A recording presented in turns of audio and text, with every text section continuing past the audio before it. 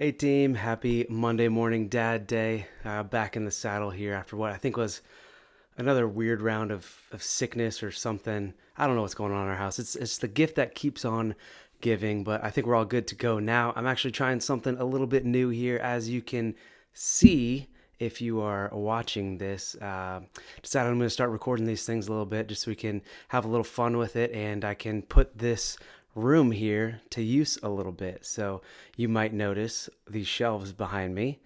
And for those of you that aren't aware, we have this little archive room thing in our basement that we have no idea what to do with.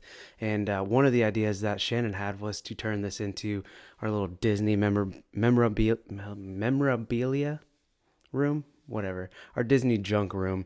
And so it may turn into that, but in the meantime, I'm going to use it for some podcast stuff. And every week here, I'm going to see if I can add a little something new to one of these shelves. So if you look over my shoulder here, you're going to see my awesome Minnesota Golden Gophers helmet. Proudly putting that up first because they finally broke into the top 25 this weekend, started the season 4-0, which is awesome. And it's always exciting, but somehow my Minnesota teams always seem to let me down. So I'm not going to get my hopes up too much, but the helmet is going to stay for now, and we'll see what I can add as we go along. But had to pick my helmet for the first one. Well, here's the deal. I mentioned last episode that I wanted to dive into the topic of productivity a bit over the next few episodes, and really share what I've learned while looking at how this sort of helps us as we try to grow as disciples, husbands, dads. And so I think I've got a fairly rough outline of where this is heading. So the first episode won't really get into the how so much as it'll more set a foundation for the why of productivity. And so we'll look at things like developing core values and weekly planning, and I'll share my daily plan with all of you so you can kind of see what I do on a daily basis. And we'll talk about routines, decision fatigue, all that kind of stuff, difficult tasks and conversations, work and rest rhythms, and actually how the process works, and how to work the process yourself. But I first started growing in this area about 6 or 7 years ago now at this point. And that's when we were preparing. Now that I think about it, we were preparing to have our first baby, who is our lovely Grace. But I remember very vividly just sitting on the couch at home. I was working from home at the time, and just started staring at my workload tracker, trying to figure out how I was going to accomplish all of the stuff that's in front of me before the end of the fiscal year. And conveniently, this week is the last week of the fiscal year for us as well. So it's kind of bringing up some past wounds, if you will. But I remember out of nowhere just starting to sweat profusely. I mean, I usually sweat, but this came out of nowhere. I'm sweating like crazy. My hands start shaking and tears just begin like rolling down my face. And now I look back at it now, and it just seems like it's kind of ridiculous that I would let myself get to the point of having like a legit panic attack over work tasks like this. But I just took an hour, closed my computer. I remember I went on a run, hate running, but I went on a run to sort of recalibrate myself a bit. And it actually worked quite a bit. And I told myself that this can't happen again. And what I began to realize is that, yes, there are a lot of things that are out of our control, but there's also a ton of things that we can do to be prepared and set ourselves up well for when those unpredictable moments do occur. It's kind of like preparing for the unknown and the unknowable for all you CrossFit nerds out there. And so that was kind of the start of me diving into things like, what do I really value? How can I structure my time more effectively? How can I communicate better with coworkers or with my wife? And ultimately, how can I be just more productive in my life? But the temptation, I think, especially for us in America, is to be productive so that we can do more, right? You're like getting things done more productively so that we can add more things to our plate, which sounds great. Like nothing inherently wrong with that, I guess. But where does that stop, right? Like where's the end goal there? And I guess for a lot of people, it probably just comes down to more money, But as a follower of Christ, I've been really encouraged by changing my mindset from a worldly perspective to a biblical perspective. And so here's a few examples, I guess, that that could probably help with that. So the world says, work hard to make a name for yourself and make your company look good, whereas God's word says to work hard to glorify the Lord and not yourself. So the world says to focus on building wealth and bigger barns, and God's word says to store up treasure in heaven. And the world says you need to work more hours to get ahead.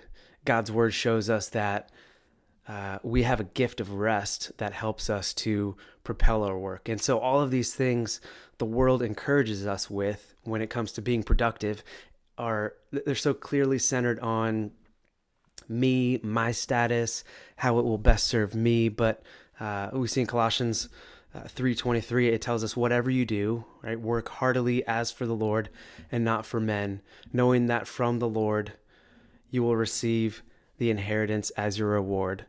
You are serving the Lord Christ. And so I've changed my thinking a bit around productivity from something that serves me to more of a stewardship issue. And so what I mean by that is that God has entrusted us with gifts and skills and time and money and people. And if we are not productive with those things, what that's showing is poor stewardship. If you think about it, it's like the parable of the talents in, I think, Matthew 25, where the master entrusts his servants with 5 talents, 2 talents, 1 talent, and he goes away. And when he comes back, he finds that the servants that he gave 5 talents and 2 talents basically doubled what they had received. But the servant with 1 talent went and hid the money in the ground. And so the expectation from the master is that when he comes back, you will take what's been given to you, be faithful with that, and exponentially produce from that. So, okay, what is the purpose then? Like, why be productive? What is productivity? I got some notes here that says from some books that I was writing. Actually, I got it on my computer, but Tim Challies defines it like this. He says, productivity is effectively stewarding my gifts, talents, time, energy, and enthusiasm for the good of others and the glory of God.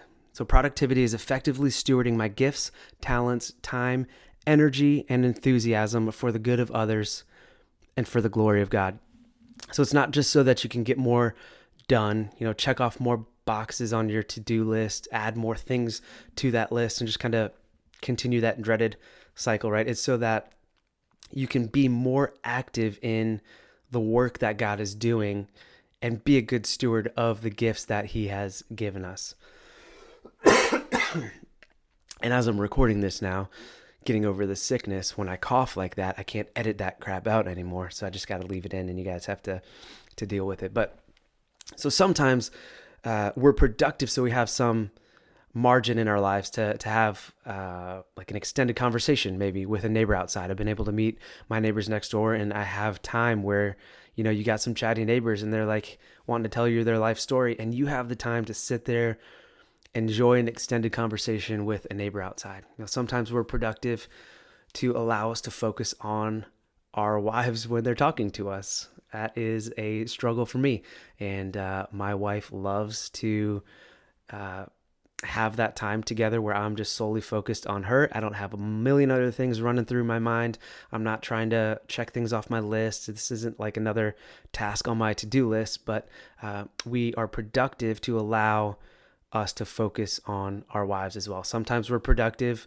So when your daughter comes downstairs and asks if you can help her with her flips over the bar, you're in a place where you can say yes to that, and you're not just stuck in the grind mode of trying to get through tasks, but you can say yes to those types of things. But my problem is that when I find myself talking to my neighbor or giving Shannon attention, saying yes to Grace and Riley, my problem is that those are the moments when I feel like I'm not being productive, right? But those should be the times where I recognize that God is doing a work there and be a grateful steward. And I get to be a grateful steward because I've set myself up well with the system that I have, that I've been working in order to be productive. And I've got to fight the temptation to make productivity the end goal too. I have to not make productivity the ultimate purpose in my life, because I think that can be a temptation for us as well, where we're just chasing after productivity with no real end goal in mind. And Challies goes on to say that productivity is not what will bring purpose to your life, but what will enable you to excel in living out your existing purpose. And so, of course, that begs the question that I think a lot of people ask is, what is your existing purpose, right? That's a pretty loaded question that you ask. And that's not something that I can really define for you, but that is something that we are going to talk a little bit about on the next episode. So come back in the next couple weeks or so. And but until then, I want to mention just a few resources that there's a million resources out there for sure, but these are just a few that I've enjoyed that will hopefully help you. They've helped me specifically. And these things that I'm going to mention are probably some books that I'll reference over the next few weeks and next few episodes, I guess, as well. And I'll make sure to put them in the show notes for you. But one of those is the book that I quoted from Tim Challies called Do More Better. And honestly, I don't think I'll ever write a book about productivity, because anything that I would think about writing about productivity is basically written in this book. I don't have it here to show you, unfortunately, because I read that while I was in Texas with my man Ben. So thank you, Ben, for letting me steal that book. It was a quick read. I was there for a weekend and I was able to read it. So that shows how helpful it was and how quick you can get through that. But Do More Better by Tim Challies. Another one that I have here is High Impact Teams. You can see that by Lance Witt. Super short chapters, not all applicable really to productivity, but really helpful especially if you're leading a team too, and you're trying to be more productive in the workplace as well. Really helpful book. Another resource that I love is Time Management Magic by Lee Cockrell. And he's got a podcast as well called Creating Disney Magic. And so if you haven't found that it's obvious by now, he is a former Disney executive, got a lot of experience. It's a little old school, I guess, but still some quality thoughts and really time-tested stuff as well. I mean, he used this throughout his whole career, so it's obviously really worked for him in his career. But I'm sure there's going to be a few more resources that we mention here, and if you have some quality stuff too that you'd love to recommend, drop me a line. I'd love to read it, listen to it, whatever it is, check it out.